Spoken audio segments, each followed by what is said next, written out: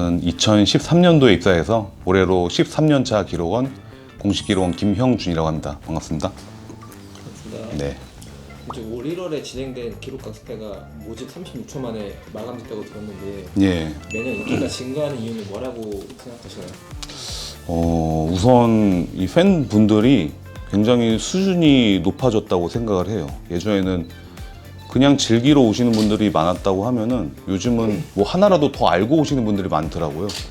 그래서 아무래도 어떤 탐구에 대한 좀 갈증이라고 할까요? 표현을 어떻게 해야 될지 모르겠는데 그래서 이렇게 강습회까지도 많이들 찾아오시는 것 같고 또 작년에 또 1000만 관중 돌파했었잖아요. 예, 그런 것도 영향을 받아서 또 저 젊은 팬들도 강습회에 많이 찾아오시는 것 같아요.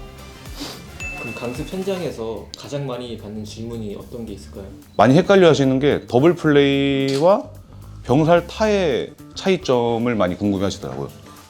그러니까 더블 플레이는 결국은 공 하나로 한 플레이에서 공 하나로 아웃카운트 2개가 잡히면 무조건 더블 플레이인 거고 병살 타도 당연히 아웃카운트 2개가 잡히면 병살 타야 되지만 조건이 있어요.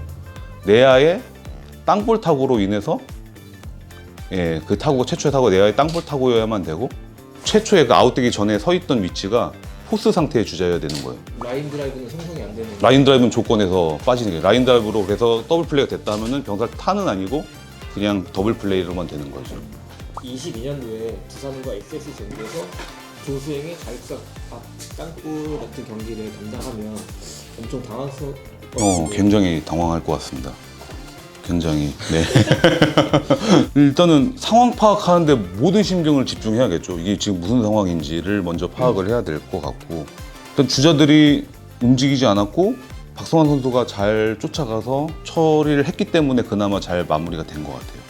만약 박성환 선수가 그때 1루 주자와 2루 주자가 진루를 하지 않은 상태에서 박성환 선수가 잘 쫓아가서 2루 주자를 태그를 하고 그 다음 베이스를 밟아서 1루 주자까지 포스아웃 시켜서 상황이 잘 종료가 된 거예요. 그나마 만약에 박성환 선수가 2루에 던져서 2루에 있던 안상현 선수가 베이스를 밟아서 1루 주자가 먼저 아웃이 되고 그 다음에 그러면 2루 주자는 포스 상태에서 해제가 되거든요.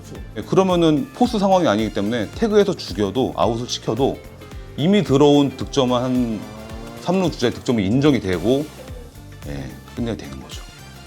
많이 틀리는 부분은 어떤 게 있을까요? 자책점 많이 틀리십니다. 네. 자책점 아무래도 이닝 재구성이라고 해서 저희가 실책이 없다라면은 이게 어떻게 진루가 이루어졌을까라는 걸 다시 해서 재구성을 하거든요. 그렇기 때문에 그런 부분을 제대로 인지하고 못하고 계시면은 아예 진행조차 되기가 어렵죠. 그럼 만약에 기록이 정정된다면 기존 기록지는 어떻게 수정이 되나요? 일단 이런 수기 기록지 같은 경우는 전부 다 화이트 칠을 해서 바꿉니다. 요 내용만 바뀌면은 그걸로 인해 파생된 여러 가지 통계들 있잖아요. 그 부분만 바꿔주는 거예요. 그러면 비디오 판독 요청 후 판정이 반복된다면 그 기록지에도 또 수정이 되는 건가요? 원칙상으로는 그렇죠. 근데 보통은 그 상황이 벌어지고 난 이후에 신청을 한단 말이죠. 그렇기 때문에 일단 기록지에 안 넣고 기다립니다. 상황을 봐요. 기록원들도 보통은 예감을 합니다. 요 상황이면은 판독 나올 수 있겠구나. 그러면 일단 스테이. 그리고 상황 보고 판독한다. 그럼 그거 보고 적는 거죠. 그래서 미리 썼다가 판독이 나와가지고 바뀌어가지고 지우는 경우는 많지 않아요. 롯데식 같은 특별한 경기 때는 모두 똑같은 유니폼 입고 난 경우 있잖아요. 그때는 기록하기 좀 헷갈리지 않나요? 굉장히 헷갈립니다. 굉장히 헷갈리는데 그래도 다만 저희가 야구장에서 선수들 많이 봐와서 그런지 어떤 체형, 뭐 걸음걸이 약간 이런 특유의 그게 있습니다. 수액이. 그런 걸 보고 그래도 이 선수가 여기 있구나라는 거를 좀 예상은 하는데 그래도 어렵죠, 사실은. 저희가 항상 굉장히 큰 망원경 갖고 다니거든요. 그걸로 메인이 바뀔 때마다 확인을 하죠. 그게 제일 정확해요.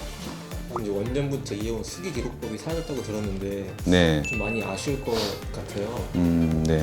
뭐 아쉽지 않다면 거짓말일 것 같고요. 사실 이 수기 기록지가 어떤 기록원의 정체성과도 같다라는 그런 생각을 했었고 굉장히 기록원들도 애착이 있었죠.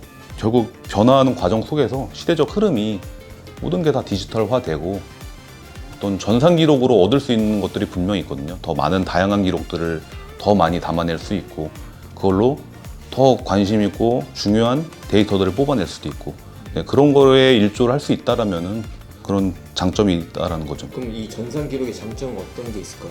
하나하나의 기록을 할 때는 조금 더 신속하게 기록을 할 수 있습니다. 아무래도 손으로 쓰고 하는 것보다 이름 하나를 쓰더라도 이거는 자기 손으로 써야 되는 거잖아요. 근데 전사는 마우스 클릭 하나로 선수 입력이 들어가고 그러니까 더 신속하게 보고 빠르게 입력할 수 있기 때문에 그보다 조금 더 남은 시간에 경기장을 볼 수 있고 아니면은 더 새로운 데이터를 더 입력할 수 있고 그런 시간이 있는 거죠.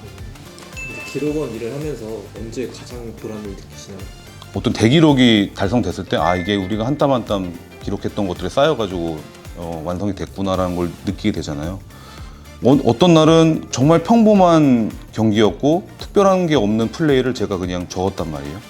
이게 나중에 시간이 지나고 나면은 아 그게 그냥 평범한 상황이 아니야 이게 쌓여서 대기록이 된 거구나 라고 이렇게 연관이 되면은 이 상황도 정말 잘해야겠구나라는 생각이 들죠. 네. 그러면서 보람을 느끼는 것 같아요. 네. 마지막으로 KBO 리그 팬들과 독자들에게 인사하며 마무리 짓겠습니다.